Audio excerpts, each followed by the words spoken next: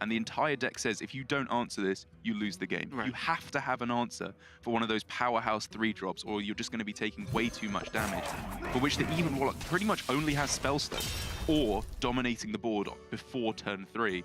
But here, however, Thijs is doing an amazing job of that with this Ooze. Just look at the havoc this is wreaking on Bozzzton's hand. Exactly. It's probably the best opening because now, instead of the usual Hench Clan Dagger Swing, make it a 4/4. Or even just the Vicious Fledgling on the board, clean. But that just doesn't exist anymore because Bozzzton can't play any of those, because not only does the Ooze kill the weapon and make him want to re-dagger, it also kills any other minion he has that he can play. So it's very, very powerful, as you said. And now Thijs has the Twilight Drake down, and then as a follow-up, Sunfury Protector, Spellstone, Shroom Brewer. Look at all these 4-drops. Just nothing feels good. He could go 1-drop Edwin, but then it's a 4/4, just gets munched up by the Drake. Very handily indeed. Hench Clan Thug, Vicious Fledgling, like you said, everything just dies to this Drake. This is the dream from Thijs. And I think he mulliganed for pretty much exactly this very well, with throwing away the Giant, keeping the Drake, and a very nicely timed Ooze thrown in there as well. It's tough, right? I think there's a couple of choices for Bozzzton. He can either go Mole, Cold Blood, Swing, Re-Dagger, and then try and deal with the Drake over time, or he can just go, say, Hench Clan Thug, Cold Blood, Swing, and say, this Drake trades with the Thug, I hope you don't have another 4-drop. Yeah, I think if he was going to go for either of those, he should probably go for Hench Clan Thug into Cold Blood. I think it is better overall. Because the Spellstone is not upgraded. There have been no cards to damage Thijs so far, so a 3-health Diamol is significantly weaker against the Spellstone, or a Hellfire actually, than the Hench Clan Thug is.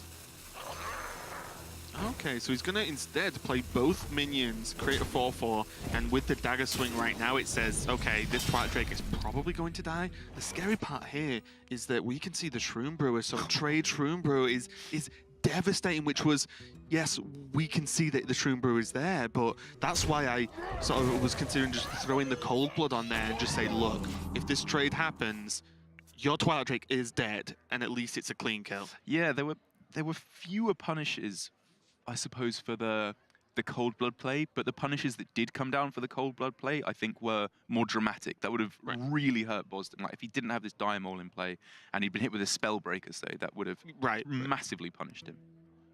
So many. Still in a nightmare scenario here for Bozzzton, because not only do all his minions still get dealt with, and it's only getting worse, he just drew Baku, the one card in the deck you never want to draw. And it's even unplayable. It's not even just drawing another Vial Spine, which would suck, but you can get something done later. Well, Baku just might not even be involved this game, so he's just drew 0 cards this turn. Very possibly. Starting to be some very interesting lines available, though, to Bozzzton in the form of double Cold Blood into Edwin on this turn, which seems ridiculous, but getting a 6/6 on board, maybe he needs to start making those really big risks in this game because he is so far behind already. It loses the 1-cost card to go with Valspine, which is obviously a big downside to the line of play, which I think is in the end why he's opting for this instead, to make sure that he has a guaranteed Valspine next turn. But I think it was close. I wouldn't have hated the Edwin. Yeah, I mean, I think sometimes you have to just trust your deck and say, well, I've drawn no 1-drops yet, so I could do with somewhere. Well, sorry, apart from the Mole. But what I will say is, with this play, well, you probably not Valspine in the 4/4 that guaranteed lives through this trade, and you also can't Dagger, so you're still going to end up behind, even if you plan on getting a Cold Blood Valspine. So very, very tough turn for Bozzzton. Yeah, and I mean, it hasn't worked out. It went wrong from turn 2, to be honest, didn't it? Like, the options now are looking like you Cold Blood the Shroom Brewer and then stab it with the Dagger and Edwin, or you go Cold Blood the 4/4 and then Valspine it as the two main options, both of which look pretty dreadful. They both leave you with a complete board trade. And if Thijs can just trade his minions equally, he is very happy. He will win in the long run. Especially look at this now, because at worst, if the board's clear, Thijs just tap Doomsayer. Yeah. Well, okay, another turn, another turn. I'm not saying he has to, and it's a particularly good play depending on what happens, but the fact that he can just buy one more turn and just carry on, the well played from Bozzzton. And I am starting to wonder, with the line that Bozzzton went for playing down the Vicious Fledgling last turn, what was he expecting to happen? It was turn 5 for his opponent, which means every time either tap 4-drop or tap double 2-drop. against which Valspine Slayer is always pretty weak. Right, and that's what I was saying, right? Because every play after that was going to be bad for Bozzzton, no matter what happened, like literally any play.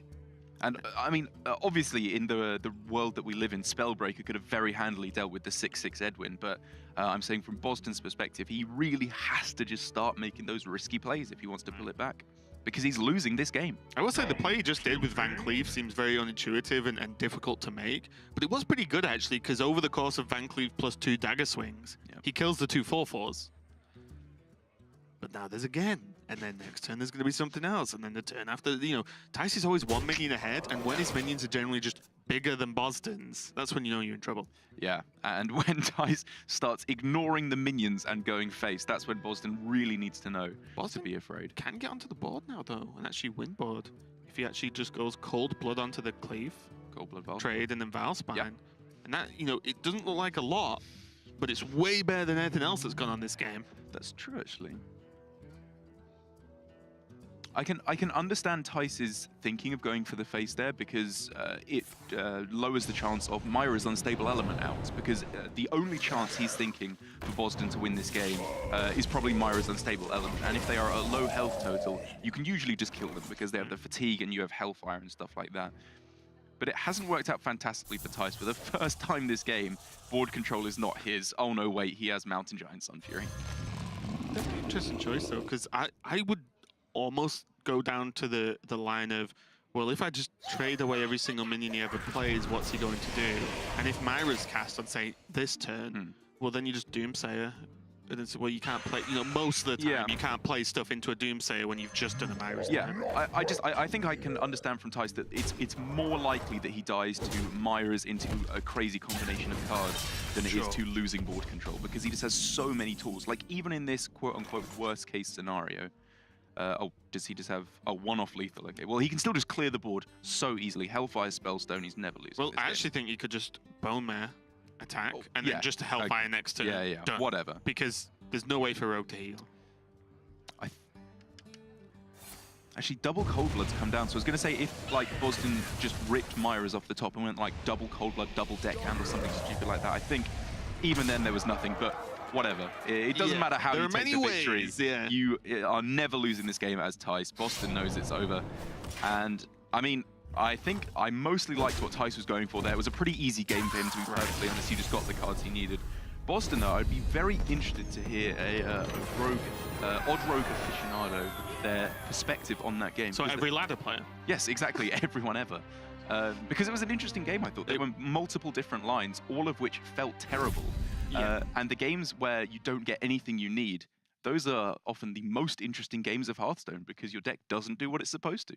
Yeah, it was really difficult, because, and especially because we could see Thijs' hand, we knew that actually Thijs had an answer to any which way Bozzzton would play. So, you know, Bozzzton just, sometimes games of Hearthstone happen like that, especially with Odd Rogue. The second you fall behind, it's very difficult to get back.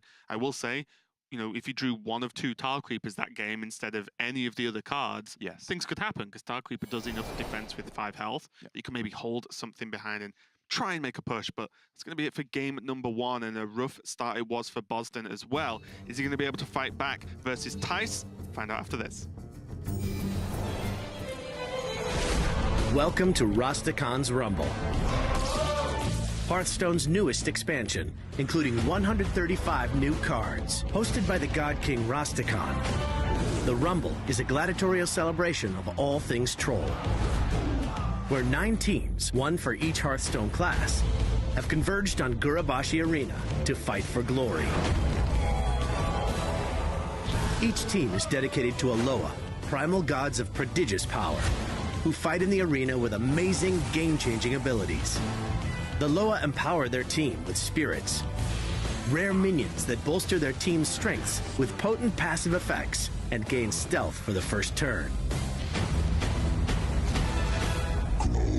Each team is led by a champion, legendary troll minions handpicked by the Loa for the Rumble. The abilities of Loa, Spirit, and Champion combine to form incredible synergies, making amazing effects possible. Some cards have the new keyword Overkill, When cards with overkill attack and deal more damage than a target's health, they trigger a powerful bonus effect. You never see it just starts how a star is born here in Strangford. We'll see you in the Rumble.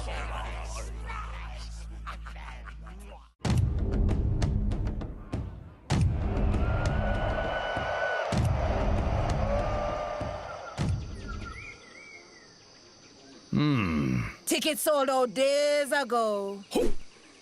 Oh, that's too bad. If only there was someone around with tickets to sell, I'm sure they would be willing to make a deal. For gold. At triple the face value. I will pay for that.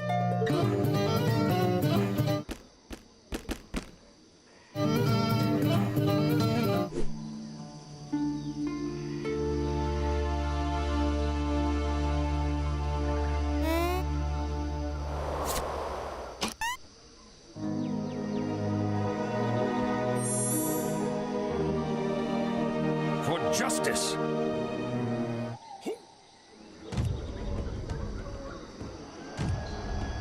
Raffle tickets! Get your raffle tickets! Everyone gets a raffle ticket. Keep it ready for halftime. We have the greatest prize anyone's ever seen. Oh. Get your raffle! For justice! For justice! For justice! Wow. We're going to be continuing at Thijs versus Bozzzton. Thijs took the lead in, I'd have to say, Derek, just an easy 1-0 victory, and mainly easy due to Bozzzton just getting completely countered early game with that odd rogue. Yeah, I mean, for Thijs, I imagine that was even more relaxing than tea time with Thijs. It was just a walk in the park, that game, and a pretty important victory, I would say, with the even Warlock, because up against Control Priest, that matchup can get a little bit dicey just because the amount of damage that Control Priest can throw down, as well as their Psychic Screams to obviously deal with all your big boards. But Thijs has now got the exact flip of this matchup, and it looks like he could be in for a similarly difficult time, as Bozzzton's hand is looking pretty good. Yeah, it definitely is as well. That Doomsayer, you know, there's no ooze like we saw from Thijs last game, but Doomsayer acts kind of like an ooze because you can still just deny the powerful turn 3 play.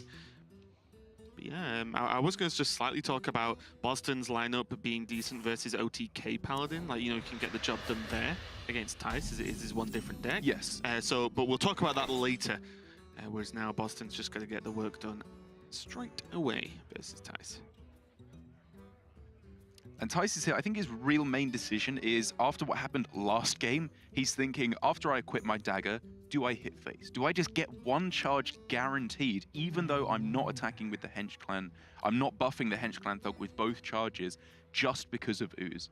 If he equips the dagger and doesn't attack at all, he's just missed 2 damage if Ooze comes down. A decision that further gets more complicated because of Deadly Poison being in hand, as well as a 3-drop that can be procced on turn 4 in the form of SI 7 agent. There is the Flame Elemental that can do the same job as well, but always things that alter your decisions, right? And it's why Hearthstone's just not a solved game. But, you know, every single small facet of your hand, what they're doing, what they could do, what you can do, changes every single decision made. And I think I do agree with this play from Thijs, not because of the 1 copy of Ooze, although that is obviously a big consideration, but in addition to that, the 2 Doomsayers that are there, because if Doomsayer does come down, you're not developing minions, you're going to re-equip the dagger, most likely, which means you want to have already attacked, and therefore you can recharge the dagger at full value, which means against 3 cards, double Doomsayer and the single Ooze in the deck, you would very much like to have attacked here. So I think from Thijs, on average, this works out to be a good face attack. Yeah, also as well with this hand, especially with that Leroy draw, you're going to re-dagger pretty soon. And now, even more so with Greenskin. I mean, you've got the turn 3, turn 4, but then on turn 5, you would expect to dagger a lot of the time, so it wouldn't be too bad. Yeah, it's not too bad. It's just if he could see the hand, I mean, he probably would have done the same play, but getting because he's probably not going to dagger on turn 4, the double Hench Clan buff can be so big. Right. That's also a decision you can just make on the fly as well, because it becomes quite apparent whether the extra attack, whether the re-dagger early to get that second buff on the Henge Clan is worth it or not, because you can judge things like, well, now Spellstone deals 5 if he has it in hand because that Homunculus. So 4 to 5 isn't much different on this board, and so on, so on. So everything can change, and you can alter your plan to make it as awkward as possible for your opponent. There's the ooze as well, right after the Deadly Poison. Yeah, I think Bozzzton will be very happy indeed to get rid of that 4 damage dagger, just so he can start following up with his more beefy minions in the form of Shroom Brewer and obviously the double hooked Reaver, and they won't be dealt with so easily by the 4 damage. And very important now is Bozzzton might just get enough wiggle room to play this Mountain Giant next turn. Because something I do love against aggro, although it's risky, the second you play a Mountain Giant, it doesn't just instantly get answered or you're dead. Well, that's very powerful, because then you start either racing them, which often the Mountain Giant wins races, never mind how big and lumbering he looks. But it just puts a lot of pressure on it. And if there's like Valspine comes out, well, suddenly your Hooked Reavers are way safer. Your Doomsayers are way safer. It's a good point. I think usually I would be very hesitant to do so when you have so many other cards that have Battle Cry effects that you want to get going. But because he has a hand that does so well catching up afterwards with double Shroom Brewer, double Hooked Reaver, if he takes a bit of extra damage here, it's really not the end of the world. Right. And the best thing is, if he takes damage now, well, as you said, well, he has Hooked Reaver. Double Reaver. And then the Giant either starts trading or just sets up 3-turn lethal, you know, or whatever. If you're confident enough that you can heal and outlast. I like this play. But either way, I would say this is far from a one game for Bozzzton, even though he does have some very nice defensive options, as we've stated before. But Thijs also just has a pretty decent mid-game hand with Captain Greenskin to buff up the damage, Leroy for that unpredictable burst damage that will constantly be keeping Bozzzton on his toes. He's one cold blood away from a good time right now, isn't he? So, but this is the problem you have now, where one, you ain't playing around Hooked Reaver. You know, it's not going to happen, right? Especially as Odd Rogue. But you have to have in your mind, if he has it, what do I do? You can't just not have a plan for it. We can see Bozzzton actually has 2. You could even Hooked Reaver, trade, and then coin Doomsayer if he wants some time. He could. I think the fact that he got that Mountain Giant on board, he should cash in on that a little bit more. Like, take the trade, just go for the Hooked Reaver. You don't need to go for the Doomsayer as well, because you're already very much ahead on board. That's true. I'm just worried about the... You know there's a 1-drop in hand, and there's been cards in hand that haven't been played for a while. Obviously, the ooze changes the order of play for the rogue player. But the second the Hooked Reaver gets, like, Valspined, and you're on 12... It's a little bit scary. Yes, so then I suppose if you... So either way, if you go Hooked Reaver, coin Doomsayer, they can still Valspine your Hooked Reaver and push the 5 damage to face if they wanted to. So you can't stop the damage if they have that. So what I think you should do is go for this play this turn, and then next turn, if he's starting to lose board control, go Hooked Reaver, Doomsayer then, as he is actually behind on board. Whereas now, he's miles ahead. Right, but so if the Valspine happens, either they have to kill the Doomsayer too, or the board's empty and then you just drop second Hooked Reaver. Wow. I like this. I don't. So either everything dies, or at least the Thijs has to kill a Hooked Reaver, and either set up a kill in which from an empty board, because the Doomsayer goes off, or kill the Doomsayer. If you kill Doomsayer, you end up with still an 8-4 on board, and then you just Hooked Reaver again. You're like, okay, get through number 2. Yes. I think you're asking very difficult questions of Thijs here. But I think, okay, so the way I envision this shaking out, so let's pretend that Thijs has a Valspine, which is clearly what Bozzzton is setting up for, is the Valspine is in hand. If Thijs did have the Valspine, he could kill off the Hooked Reaver. He could even trade into Doomsayer, or he might just go face just to get the extra damage through and hope there isn't another Taunt. Both are valid lines, I would say. Then Bozzzton goes for another Hooked Reaver, which is decent. But what I think could happen then is Thijs could just let this board blow up, say, I won't develop at all, save his Valspine if he had one, and then deal with the second Hooked Reaver. And after that, Bozzzton has no defense. That would be awfully slow. He's going to let it... Like, I think this is the only real play from Thijs on this turn. I think it's correct. Right. But now Bozzdon's only taunt that he has available is this Hooked Reaver. And if Thijs, I think Bozzdton can't have the read that there is no Valspine necessarily. No, that's true. I think Thijs could very well just have saved it. But he only has the read because of the Doomsayer. right? Because if there was no Doomsay, you just Valspine go face. Yes, So absolutely. it's Absolutely. only because he made that play. And now I'm thinking, with the Hooked Reaver at number 2, if he played it this turn, and then 2 Shroom Brewers for the next turn, Yeah. that's like a lot of healing, and 4/4s are decent versus Rogue.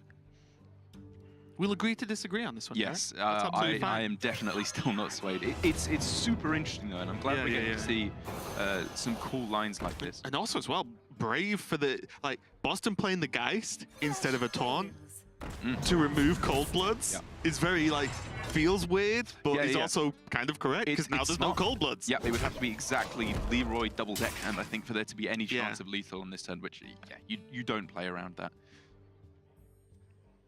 Okay, now turn 7 is going to be awkward because there's no double 4-drop turn, which is why, again, you query the Geist and the trade-off, because now it's another turn where you can only heal or taunt. Or just play a Dread Inferno if you're feeling funky, but, I'm not sure about do that not one. like that I think much. we'll both agree on that one. Bozzzton just needs to hold on for a couple more turns, and Yeah, you'll start so looking close. very good. But then again, Tice is just one god draw away.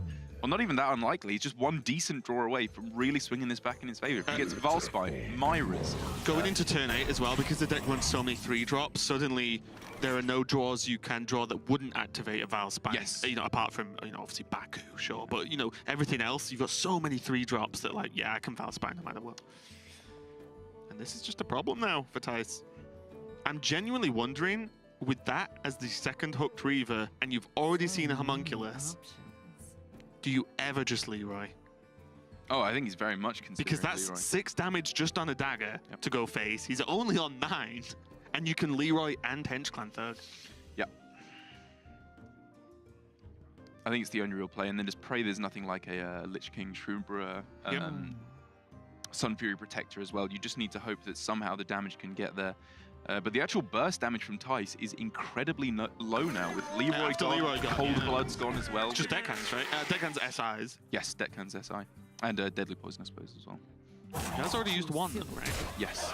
And also, we're just naming cards now. Deckhand Fungomancer. I do like this, though.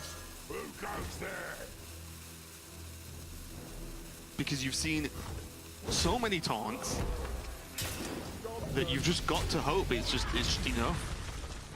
We You do can see indeed. that there is heal, so it's not enough, but... There is heal, and it's also board control. I was going to say that maybe the board could slip back to Tice, but 2 4/4s is massive. Ooh. Oh, I mean, yeah, like you obviously can't kill off the Hench Clan then. Well, Would no, you trade yeah, Hellfire. well, I'm thinking because Hellfire Shroom Brewer, and then you have mainly because of this second Hellfire, you have Hellfire Shroom Brewer next turn as well. Yeah. So that is, you would hope with your opponent only on 3 cards, gonna just lock them out. It's still that point that always comes up though. If they draw Valspine, you're just losing again because the tempo is so ridiculous with that card. But that's just the matchup, right? Like that's just what you've got to live with in the matchup. Absolutely. But I'm just wondering if because of that second Hellfire, you can say no board this turn, no board next turn, while I'm gaining effectively 1 because the Hellfire deals 3. But it's definitely scary. Looks like he's gonna go for it. And he's still got the tools he needs to deal with Tice's hand as it currently stands. But Myra's Unstable Okay. Element could just deliver lethal right now. That's the singular card you, as Bozzzton, you do not want Tice to have because that opens up all the options. I was about to start reeling off cards like Deckhands or Deckhand Fungomancer, Yeah. etc., that can get Tice there, and that's a way to draw them all. This is the absolute nightmare scenario for Bozzzton. How Tice approaches this, though, is very interesting indeed. Does he throw out a Vicious Fledgling first to free up an extra hand space? And because it's just a good play, a Vicious Fledgling on the board here is pretty good. Wait. He's taking it one step further and just going for Interesting. double Fledgling on this turn. I mean, it work out very well. I 'cause this'll suppose force it the makes Hellfire. sense, yeah. If either of these go face, that's pretty much just game. And also, we can see that this is frustrating for Bozzzton because if only 1 was played, he could just trade the 4/4 in. Yeah. But now, Hellfire is almost needed because, like you said, you just can't allow, especially a Vicious Fledgling, to go phase. Well, that Hellfire is going to push him down enough to say Myra's is almost certainly going to create a lethal option for Thijs. There is still another Poison. There are 2 Deckhands. There's a Fungomancer that, yes, won't be able to be played this turn, but will set up. And I think with the SI7 agents, if I didn't say. Yeah, there's very little. There's a lot of damage. Yep, with the Cold Bloods and Deadly Poisons gone, So many it lowers it a bit. But like you said, there is burst yet to be able to pull this through for Thijs. But even if he doesn't find it right away, he's not staring down lethal. There's no cooldown available for Bozzzton. If he just gets like a Valspine... Derek, you're a prophet. Okay, so... Snapjaw Shellfire, a card I actually just missed in Thijs' list. Me too. Oh, he's so close, man. I'm out of cards. Okay, so he can go... He could go Valspine on this turn, or probably just Tar Creeper double Mole. Yeah, I was looking straight away at Tar Creeper double Mole. Just because it puts so much stuff on the board that Bozzzton will have to deal with it.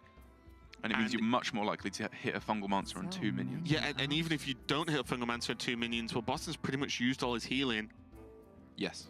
Even from Thijs' point of view, outside of Gul'dan, so even then, you'd still just South Sea Fungal and so get him. What happens then if you get Gul'dan? Because that is what Thijs is definitely considering. It would be 1 Vulgar Homunculus, so only 1 taunt in the way. 10 health. Yes, 10 health. So then if you go double Diamol Tar Creeper and kill off the 4-1.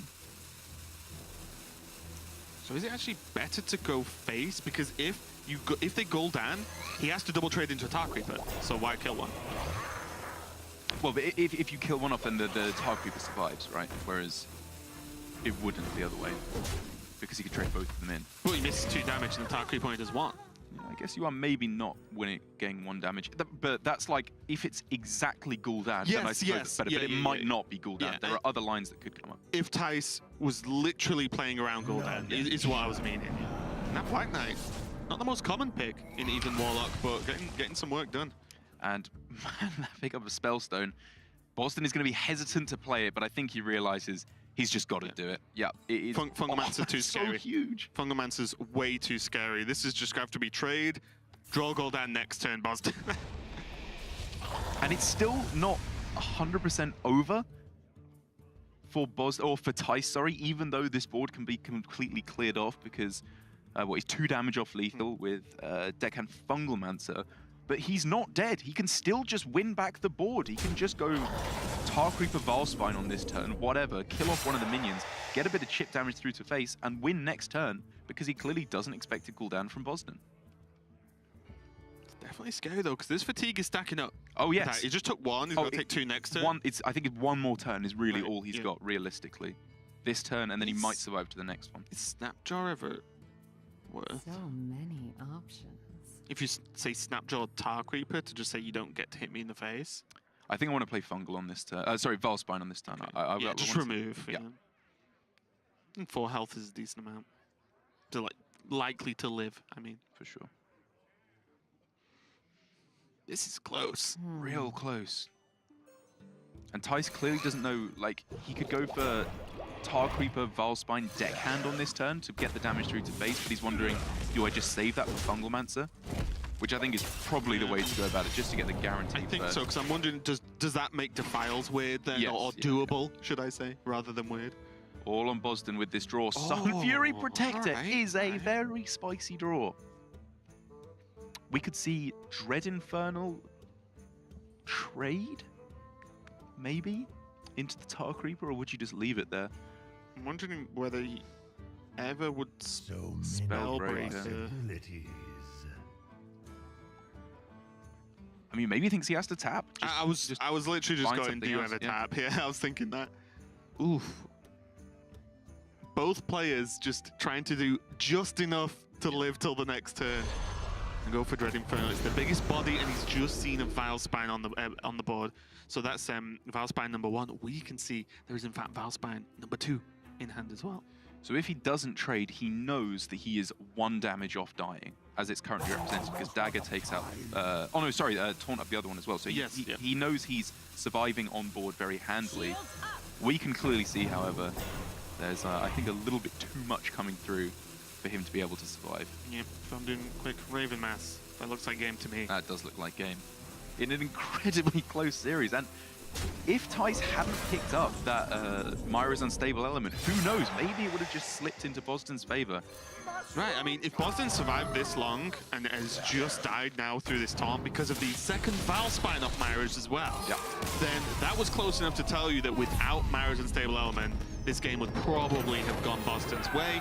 But that's why the card's in the deck, Derek. Like, the Myra's is the card that's probably made Odrogue as powerful as it is right now. Oh, 100%. Myra's is just one of those cards that will be in pretty much every rogue deck until it rotates out. Right. Like, it's just absurdly powerful, the effect that it gives you, and just bringing any state right to the end game immediately, which is where the rogue with all that burst damage really thrives. Yeah, and it does have its drawbacks though, because you do put yourself on a timer. You have X turns and X resources to win the game, and it almost wasn't even enough based on what you draw with the Geist, especially taking out those Cold Bloods and the single Deadly Poison. But that's going to be game number 2, and Thijs is leading versus Bozzzton 2-0 now. Is Thijs going to make another run at the championships? We're going to find out after this. Well played!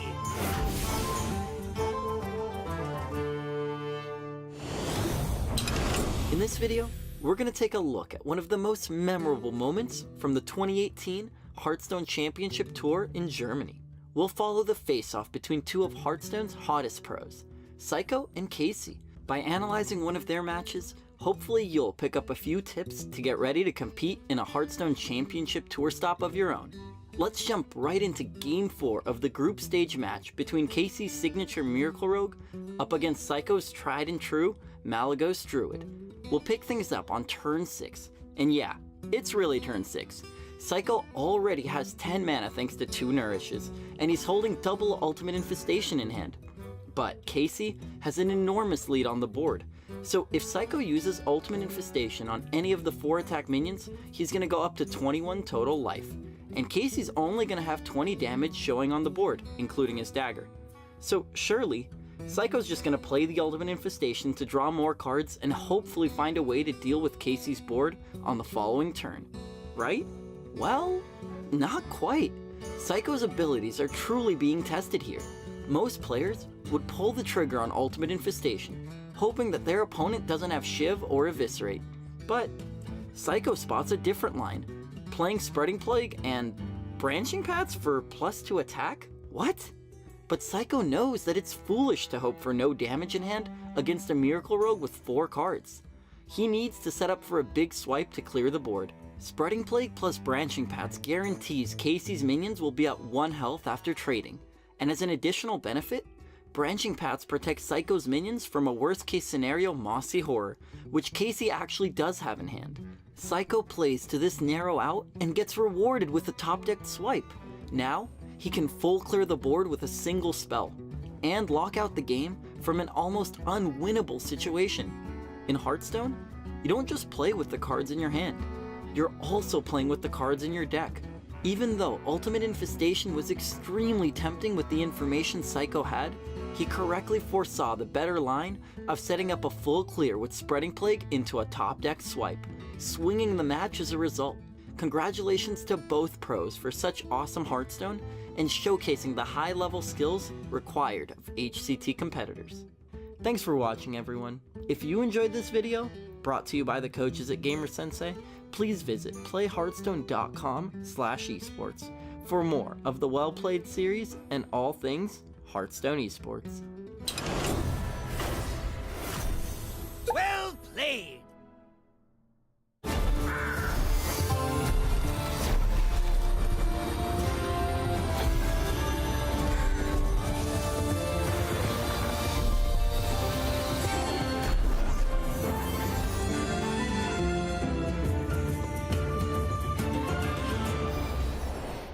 We are here at the Europe Winter Playoffs. I'm with Derek, and we are currently 2-0 from Thijs against Bozzzton. A pretty quick series so far, but I do think Thijs has a bit of a hurdle to overcome with this OTK Paladin. Yes, he's had the 2 easy victories so far, I would say, with the rest of his decks, in a pretty impressive fashion, winning the Even Warlock versus Odd Rogue matchup twice on other sides of the coin there.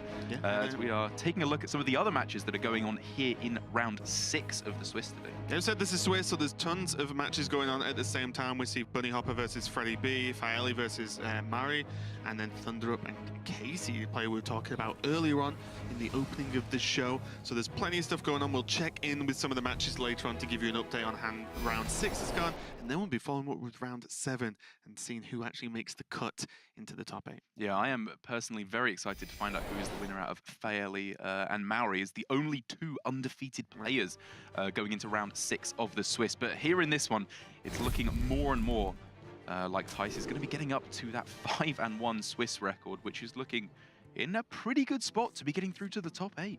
Yeah, he's looking pretty good. Thijs is running this OTK Paladin. Thijs, a player who's played variants of OTK Paladin throughout the past, even before it was as powerful as it is now with the additions of Shivala and Timeout. He's playing what I would call a dated list, with none of the extra Brewmasters that we saw Seiko use to fantastic effect yesterday. And he is playing a High Priest Thekal, which was a card everyone chucked in straight away. If you don't know what it does, it removes all health you have but 1. There you go. Pops up in there for us as well.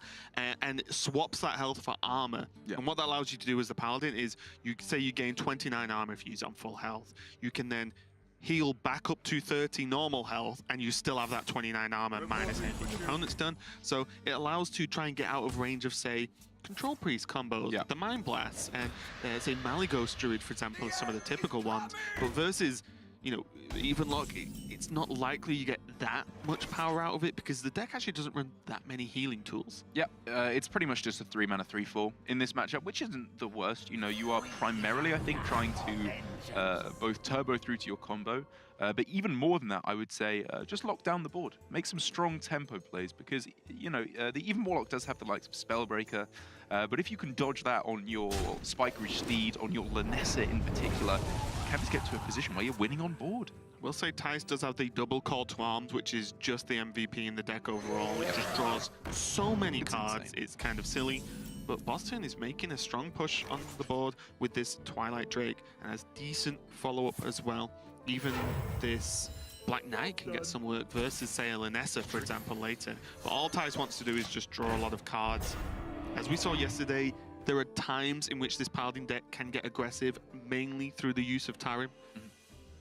But this might not be one of them, because I feel like this could be much more defensive play with the power level that even Warlock can put down onto the board. I mean, you say it might not be, but if Thijs does pick up Tarim in the next couple of turns, and he goes Call to Arms, Tarim, there's no Hellfire, there's no Defile available to Bozzzton. We could just see a blowout. It's possible. Yeah, it's definitely possible. It's just, I feel like in this matchup, it's not something you plan for because of Defile, because of Hellfire, because of Spellstones. If the opportunity arises, though, Thijs, I'm sure, will be very quick to take it, because that is the mark of a true master of any combo or control deck in particular, is not just being able to do the deck's usual win condition, but just playing it quick. Just when the opportunity arises, you realize when that's coming, like we saw with Seiko the other day, taking the tempo routes and just winning through good old-fashioned Hearthstone methods. One thing that would help Bozzzton defend against such a push is the Ooze being able to be saved for the Uther weapon, which is effectively 15 damage plus healing, which is often the way you just... I don't know if you know, Derek, but that's like half the total health pool for the classes in this game. 15 from one card is pretty impressive. I was mistaken. I was but you play Druid. The Druid. Oh, isn't the average health infinite because I'm Druid? Not anymore, Derek. Not anymore. So we do have to call in. I still believe overall that this Flash of Light, whenever it is played, should be aimed at a minion to be able to proc the Lanessa extra draw. But because I don't think the heal's going to be enough. Although the Call Flash of Light this turn will not only gain him a lot of armor, but it would actually gain him a lot of health, because it's double because there is the Kangor on the board. That's true. So it's just something to slightly consider, like just as much if this Kangor lives till next turn, the Flash of Light heals for 8 for 2 mana. I think I like for the moment, though, just getting the value with equality whilst it can. Just a really nice way to clear up the ward and keep that damage shipping through to face. Like, it's not much, but it is something. It just means even if you're not getting lethal, which is still pretty unlikely, if you force the Warlock to play on the back foot, not making the power plays that they want to, like potentially going for Lich King on turn 8 or just throwing down Gen in the next couple of turns, maybe because they have to play reactively, it just gives you that little bit more time to find that combo.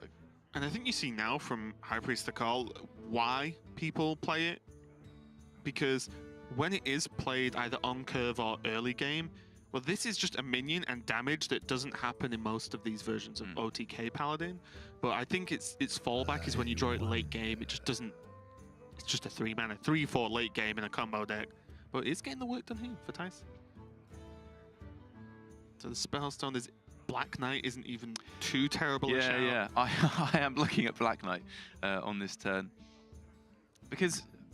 I mean, I don't know if it's just the fact that I don't like making plays that don't feel good, but Black Knighting a Spike Ridge Steeded minion, it just doesn't feel good because you don't even kill it. There's still a Stegodon that comes out afterwards. This, it is a 1-drop, I'll give you that, but it's an annoying one. It's I mean, a that's very why the annoying card's so good. Yeah. And what you've got to consider with Spellbreaker, you kind of Black Knight in a Spike Ridge anyway. Yeah. So you have your answer, but it's dead. Oh yeah, for sure. I would say Spellbreaker is much more valuable to save than the Black Knight.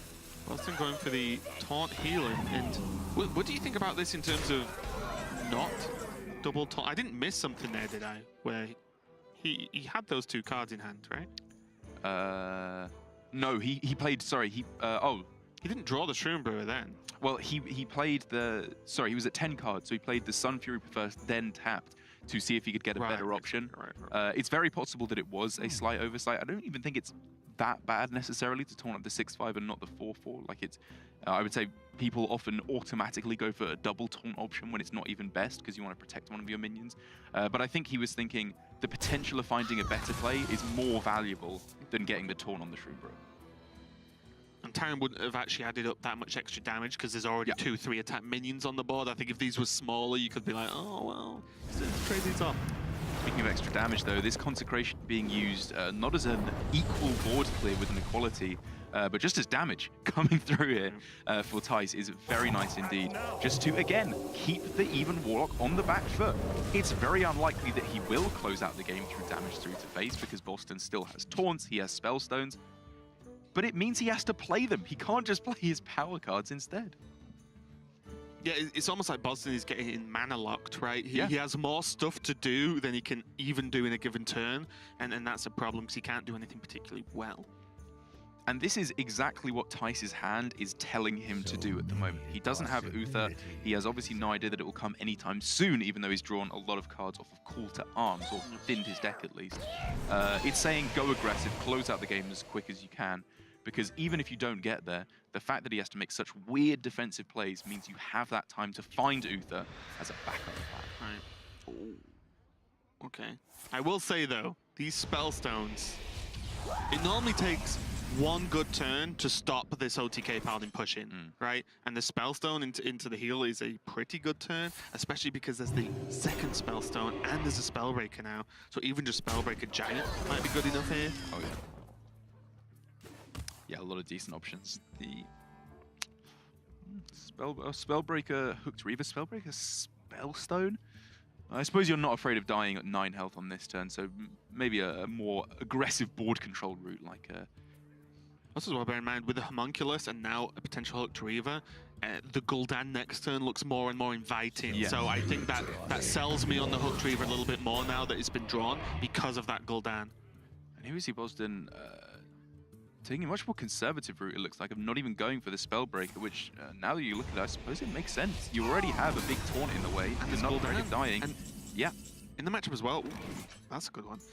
In the matchup as well, Gul'dan's one of the characters, I guess, you can play that beats the strategy of the Paladin of defending a 2/2 behind a taunt, because they just hero power 1 every single turn, which is very powerful because it means that you have to roll the right one and bounce it every single time, because Warlock can always decide not to let you.